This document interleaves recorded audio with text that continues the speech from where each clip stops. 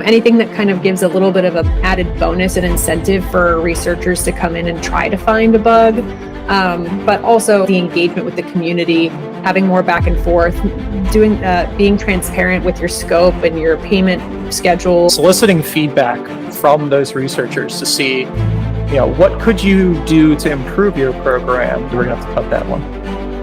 I'll mark it down. Yep. Restarting.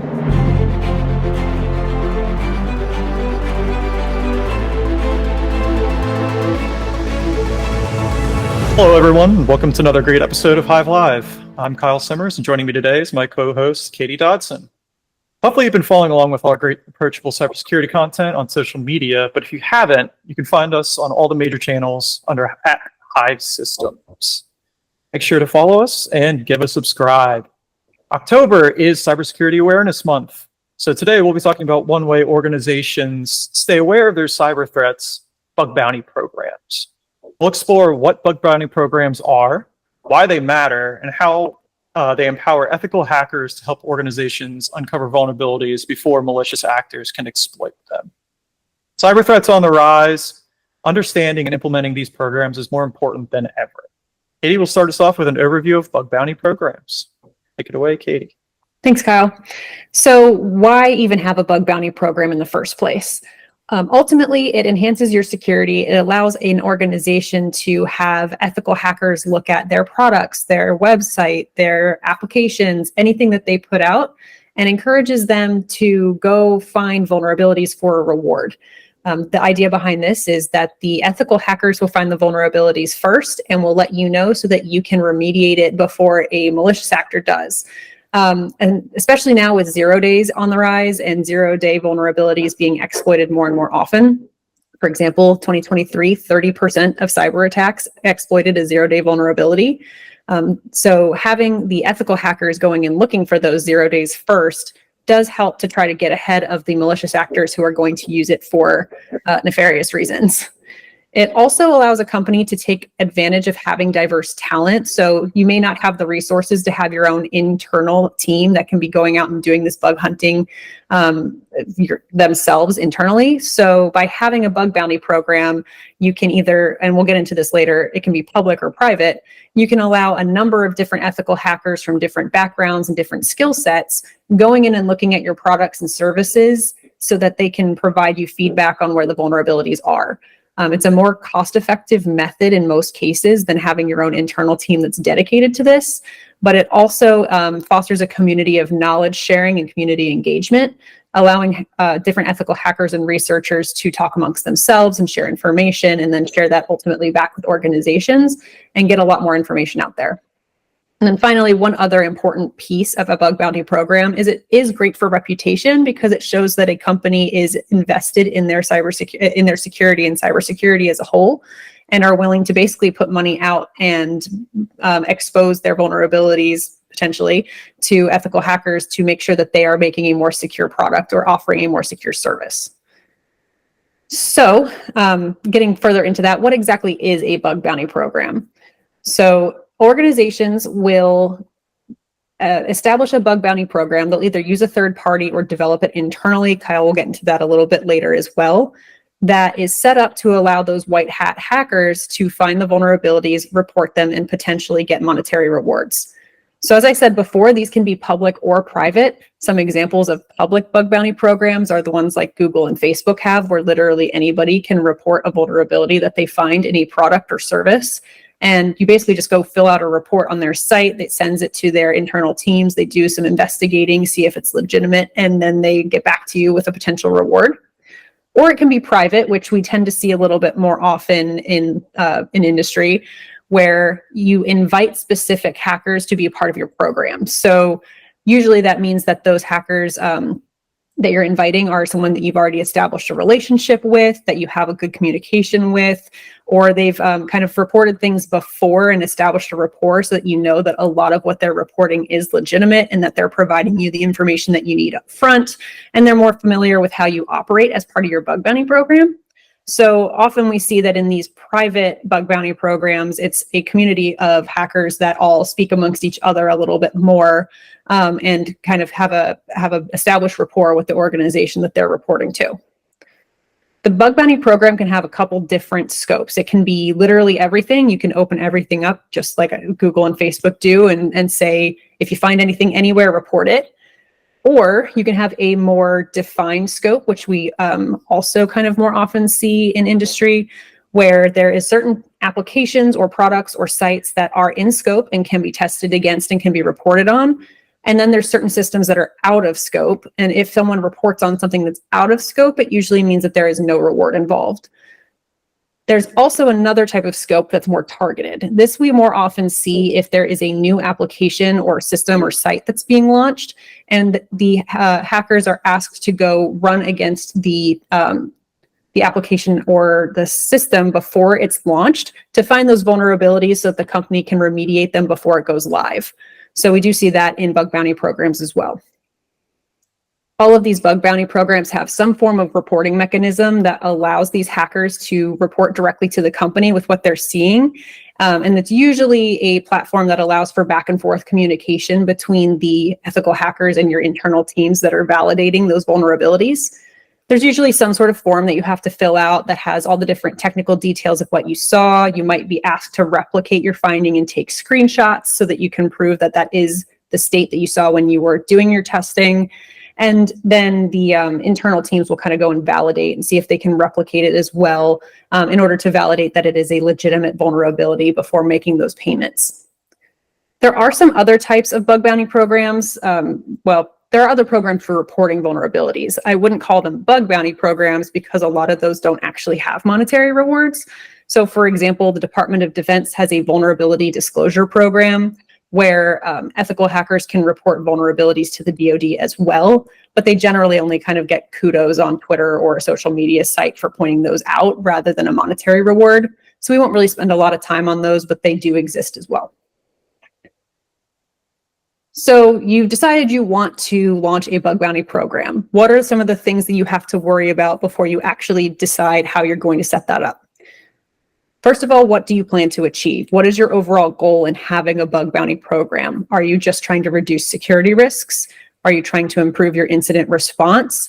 Or are you looking to enhance your SDLC processes, seeing what vulnerabilities are being reported and kind of where they fall into your SDLC so that you can properly train your employees and make sure that they are doing more secure development practices?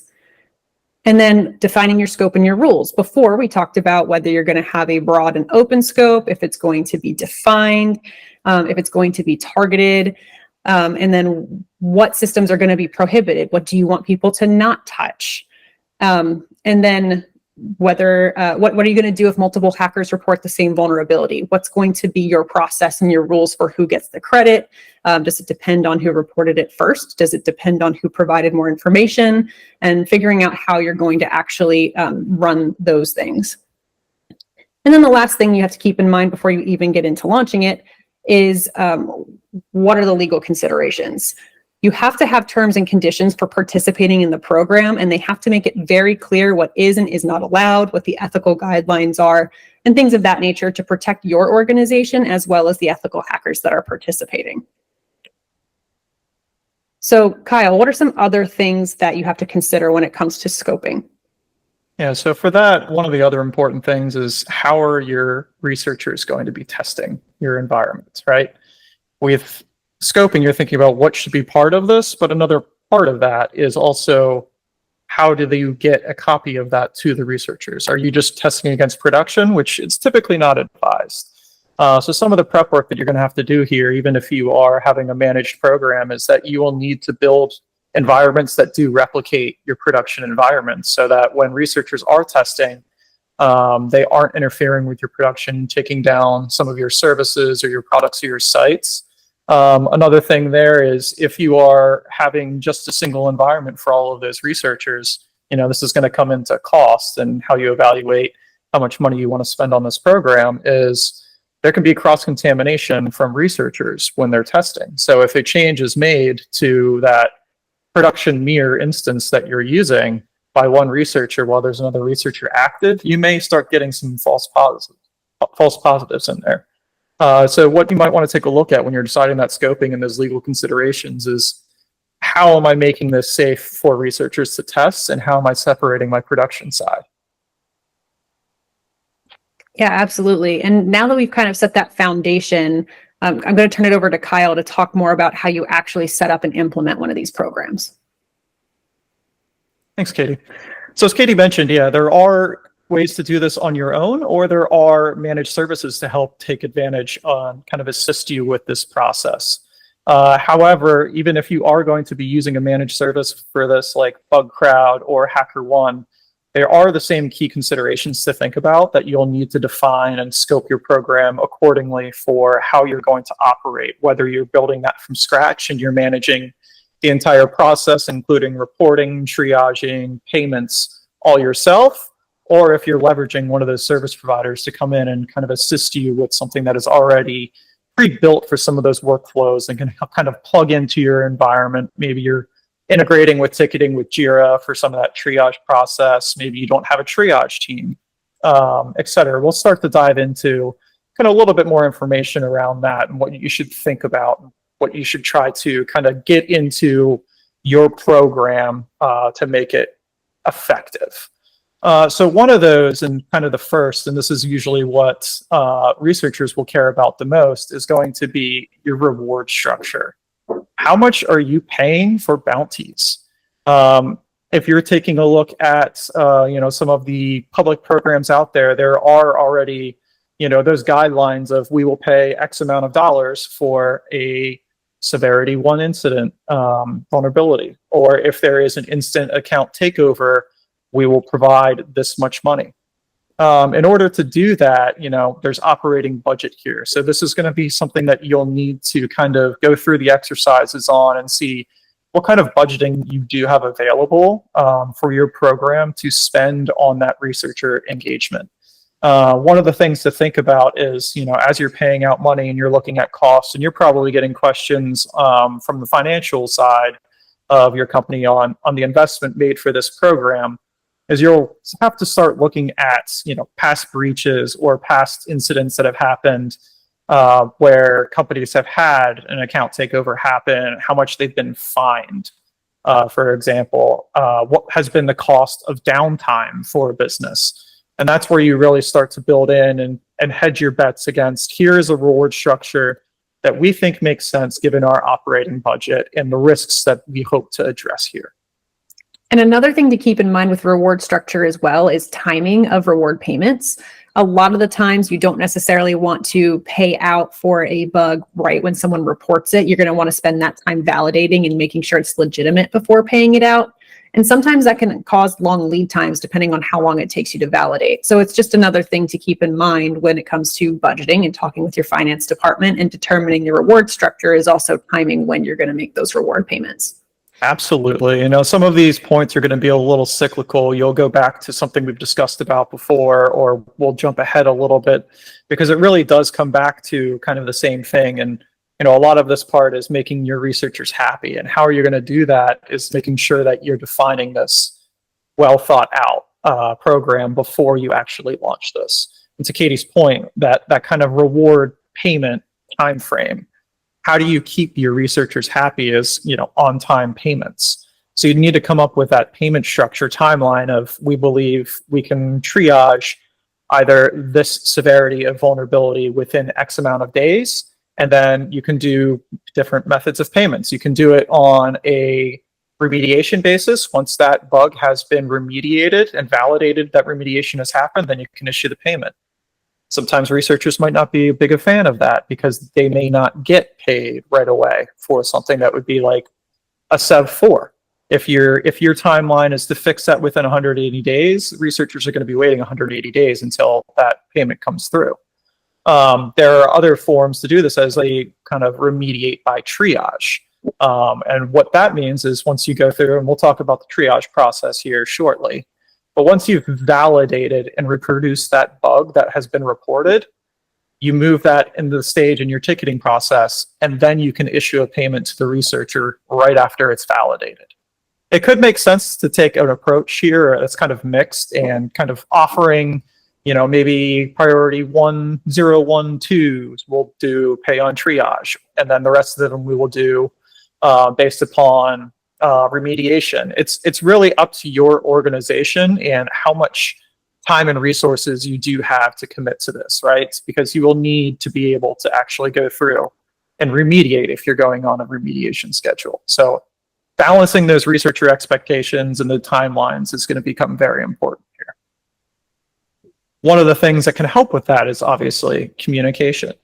So communication with the researchers, as we've talked about, if you're going to be building your own program, this is something that you're going to have to come up with a way of doing, right? If you're making an internal platform specifically within your program, you'll need to be able to allow external access in some method so that researchers can contact you about a specific report that they made.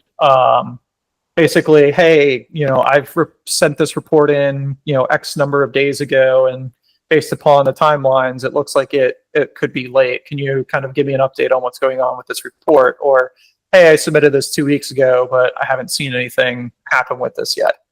You'll need to be able to kind of create that communication channel with the researchers. That could just be done over email through, a dedicated email inbox, or that can be done within your platform. Or if you're using something like HackerOne or BugCrowd, then you'll already have that communication platform built in there with the researchers having access to that program through the actual vendor, and they'll be able to communicate with you there. Kind of outlining, your timelines that we've already talked about for what you're going to do for this, and making it clear to those researchers, this is how we are operating, and these are our communication windows that we are aiming for with you. And then thinking about further from that, as we're starting to get into some of the nitty-gritty and the details here, is the triage process. So what is the triage process? That is, receiving your bugs in from a researcher. Once a bug has been submitted, you'll get a report generated if you're using something of your own platform, or if you're using BugCrowd or HackerOne, you're going to get an alert either within the platform, or if you hooked it up to one of their partner services, that it's already fed into your system and through something like Jira. You'll need to take a look at that bug, right? Seeing what was reported, and then you'll need someone to get eyes on and try to reproduce that bug to make sure that it is indeed a valid report. Because you don't want to be issuing payments for something that is a false positive or you can't get to reproduce. It could take some work here to reproduce some of these, and this is, going back to that communication channel. You may need to ask your researchers for more details on what they did through their testing in order to kind of take advantage of what they have submitted. But once you are able to do that, you can take that and say, yes, I validated this bug. We were able to reproduce this. So let's move it along the chain and get this into a remediation pipeline with our engineering team, or if you're outsourcing your engineering work over to those vendors that you're using for that particular either service or product. Within that too, like we're hitting back on those timelines, triage is very important if you are doing a pay by triage. That means that those researchers are then expecting to move into your payment timeframe pipeline if you are doing that. So it's going to take either, a bit of work for your internal team here. If you're building out your development and saying, hey, we're going to do triaging ourselves, we'll get our own staff team to take a look at these bugs and validate them.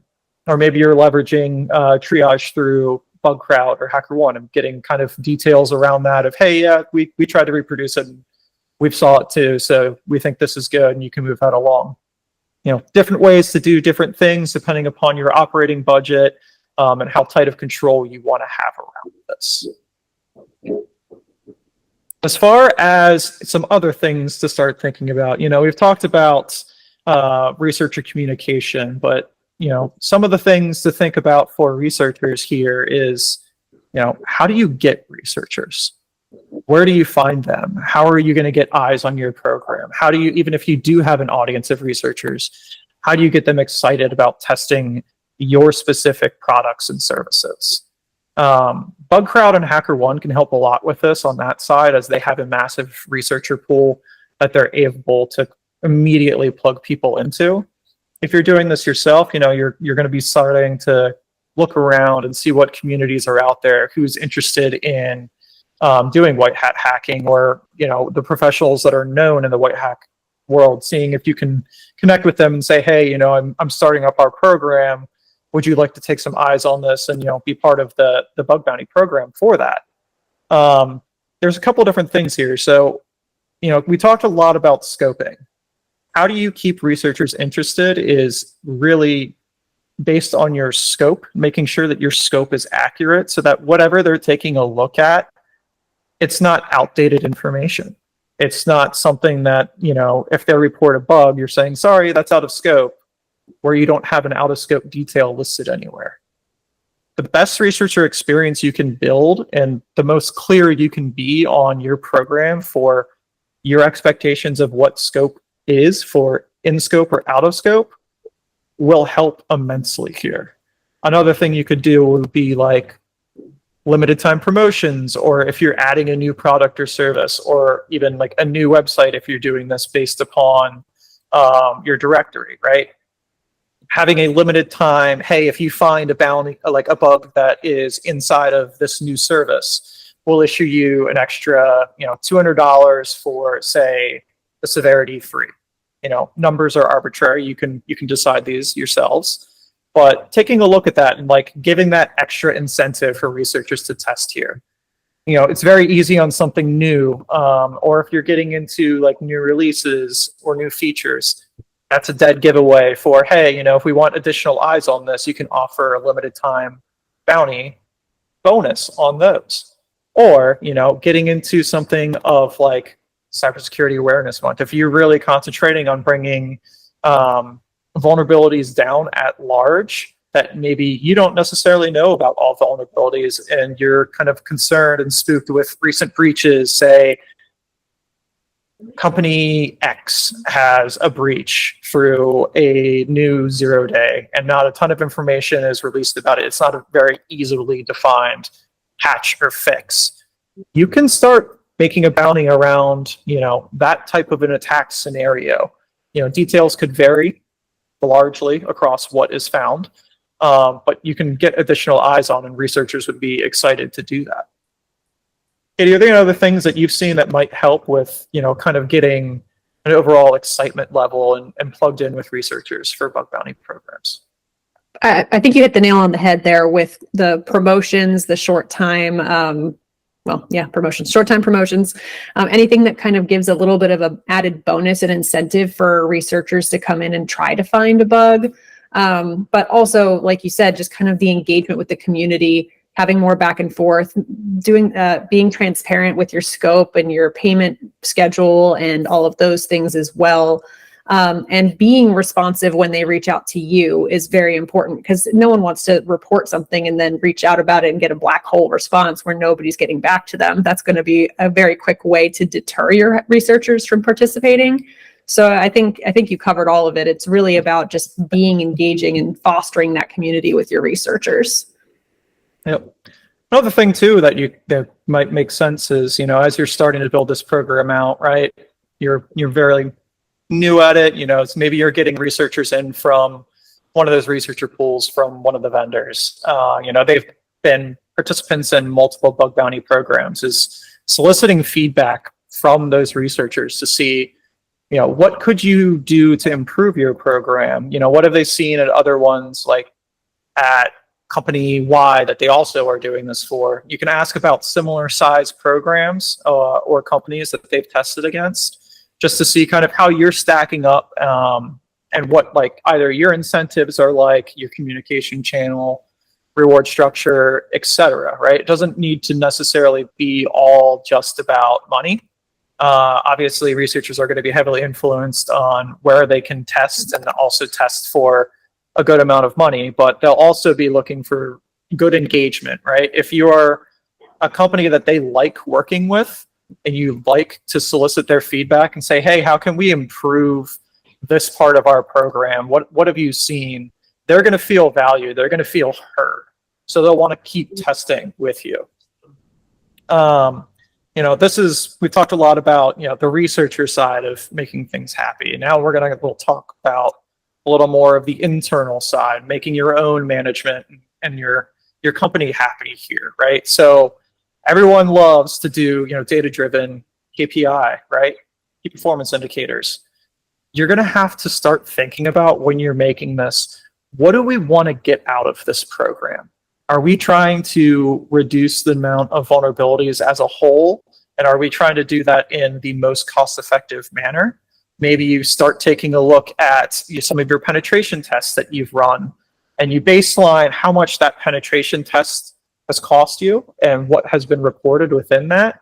And after you've operating the program for maybe 2 or 3 months for the bug bounty program, taking a look at the bugs that have found there, see if you're finding similarities between the penetration test report and the bug bounty, and if there's a similar payoff amount for what you're paying for rewards, or if you're getting a lot better dollar value by not contracting someone out to be testing for X amount of hours on that contract. Penetration testing can be expensive, so that can be part of that. Another thing that we've already hit on heavily here is going to be around your remediation and your triage timelines.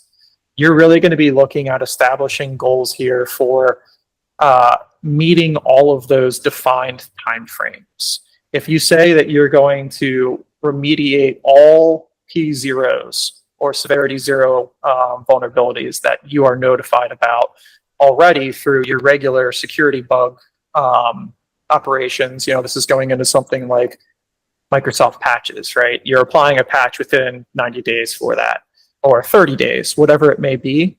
You should be consistent here, and you should be able to apply those same timeframes to what comes in. This could have a little bit more work and heavier lift initially with verifying those, instead of you're getting an actual industry newsletter saying there is this vulnerability because we make the operating system, we know about it, install this patch. Another thing here is on-time payments. Right? That goes into part of your own financials, making sure that your cash flow is balanced properly.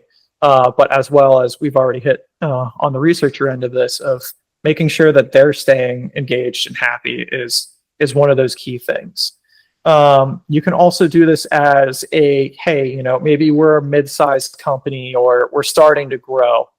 Coming up with a goal of what you're going to cover within the bug bounty program, how soon you're going to onboard a new product or new service onto the bug bounty program, committing to saying, hey, we've been developing this product, and when we release it, we want to have it out onto the program within a year, within 6 months. Those are some ways to try to build those metrics around this, and also kind of foster that commitment to the bug bounty program, and making sure that anybody who is kind of working on a new product or service is getting integrated in there, and they already have that expectation of, we will need to onboard this, so let's make sure that we kind of do that as a part of our release cycle. Another thing could be, a review of your environments and how up to date they are. If you've onboarded something to the program 2 years ago, what's changed to that? Has that service drastically changed? Have you added new features? Should you put new documentation around how that works, or do you need an environment refresh for the researchers to test the newest thing? You can make that part of your KPIs of, we have a feature release, we will update the bug bounty program within this amount of time. That'll make sure that everyone is testing your newest and kind of used item that is in production that your customers are operating on. Katie, are there any other things you can think of for key performance indicators? When it comes to key performance indicators, some of them are a little more straightforward than others. A lot of the ones that you mentioned, Kyle, are more straightforward. It's how long to get things onboarded into your program, how quickly you are remediating and trying to keep that in line with your internal remediation timeframes and things like that. But then there's certain KPIs, for example, number of vulnerabilities reported, where it's kind of harder to gauge whether it's a sign of success or not. Obviously, if you're getting a lot of vulnerabilities reported, and if that's the key performance indicator you're measuring on, that means that your hackers are engaged. But at the same time, it also means you have a lot of vulnerabilities. So is there something wrong with your SDLC process? So those are just things to keep in mind as you're coming up with KPIs, is what that really has an impact on for the company as a whole. If you're just going to blanket say, I want this many vulnerabilities reported, and that's a sign that this is working, might not be the best measure. So it's just something to keep in mind as well. Thanks for that. Kind of the last part we're going into is reporting and transparency, right? So at the end of the day, you're going to need to show that your program is successful, right? Going off those KPIs, what kind of cadence are you making with senior leadership to kind of show what you have gotten out of this program, right? So establishing maybe a quarterly or even, once a year leadership call with a bug bounty program to brief them on what successes you've seen from this program or what you would need in the future to kind of make things go smoother. At any point in time, as you're going through and you're remediating any of these bugs, you can even go in and you can check and see your sourcing of vulnerabilities reported through the bug bounty program versus vendor disclosures and see really where you're getting that kind of value out of that researcher or even kind of the community itself for making your products more secure. One of the things that you can think about for that is, communicating with those stakeholders is getting those KPIs to them in whatever cadence that you would like to, if there's a monthly management call, just having, a quick slide deck in there, not a slide deck, a couple slides of, your spend on the program and what you've gotten out of it, how many vulnerabilities and what type of vulnerabilities have been reported and remediated through that. Additionally, kind of going back to your researchers, even at the end of the year, say you're hitting, as we're wrapping up, it's already October, mid-October for 2024, taking a look at your program for the past year and kind of giving a state of the union to your researcher community on, here's where we're at with the program, here's what we've seen, here's been the most impactful bugs that we've had, and kind of even at that point, you can recognize some of the researchers who have, stuck out a little bit for your program and have given you the highest quality reports, the most severe bugs that you have had a community kind of researcher engagement on, or if anything that you have that has been like a sticking point of, we're worried about this in the upcoming year, you'll start to get more eyes on it. So basically, kind of keep those questions in the back of your mind as you start to kind of frame this, or even if, like I said, if you're using HackerOne or BugCrowd for your managed kind of service for this, these are things that you'll need to define within those anyway. Yes, a lot of this could be a little bit, smoother for you if you are using a vendor who is providing this type of service to you, but you're still going to need to establish, scoping, timelines, payment schedules, how much you're paying, right? Those are all variable for every single bug bounty program out there. So even if you are using that, you need to define those. Katie, anything else you can think about? I think you've covered it. All right. So hopefully, at this point in the call, you kind of have a very good overview of what a bug bounty program is and those things that you should really think about, get your burning questions down on paper. You can communicate with us over, any of the social media channels if we've kind of sparked an interest in this and you're looking for some more information, or maybe you have a particular question about what should I do with this bug bounty program. All right. So before we go, make sure that you do give us a subscribe here. And then if you do go to our website at hivesystems.com/Hive Live, you can get notifications for when our next episodes will be happening. So until next time, remember, when it comes to cybersecurity, you need to act and not react.